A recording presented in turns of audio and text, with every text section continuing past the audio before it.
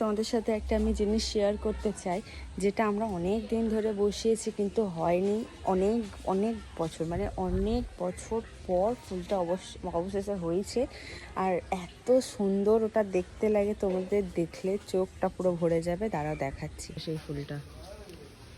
অত মানে ফোনে অতটা ভালো বোঝা যাচ্ছে কিনা আমি জানি না, তবে অনেক সুন্দর বড় হয়ে ফুটেছে ফুলটা।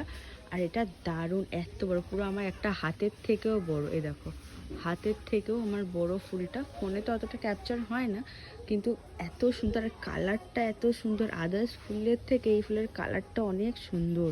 আর এটা পঞ্চমুখী জবা ঠিক নয়, কিন্তু পঞ্চমুখী জবা স্টাইলে, কিন্তু অনেকটা বড় জবা। এর পাতাগুলো দেখবে, পাতাগুলোই এক একটা পুরো পান পাতার মতন বড় বড়। আর আরও বড় বড় পাতা হয়। কিন্তু এই ফুলটা আজকে আমাদের পুরো মন ভরিয়ে দিয়েছে। পুরো 2-3 বছরের মানে ফল, তপস্যার ফল, যে ফুলটা পুরো মন আমাদের ভরিয়ে দিয়েছে। ওই জন্য আমি ভাবলাম তোমাদের সাথে একটু শেয়ার করে দেখি। আর দেখো কি দারুণ দেখতে হয়েছে ফুলটা। শুধু অনেক কুঁড়ি আছে, ধীরে ধীরে হবে। আরও অনেক কুঁড়ি ফুটেছে এখানটাতে, আরও চারিদিকে অনেক কুঁড়ি হয়েছে। পুরো এই যে গাছটা বেশি বড়ও নয়, গাছটা ছোট, কিন্তু এই পাতা ফাতা পুরো ভরে, এই একটা পাতা পুরো পান পাতার সমানে, আরও বড় বড় হয়। আমার সব এই পাতাগুলো আমার হাতের তুলনায় বড়, খুব সুন্দর।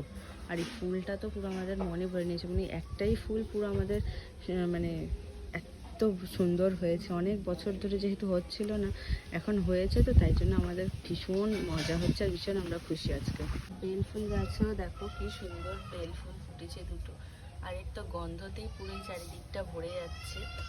এই যে এটা আমার খুব পছন্দের ফুল।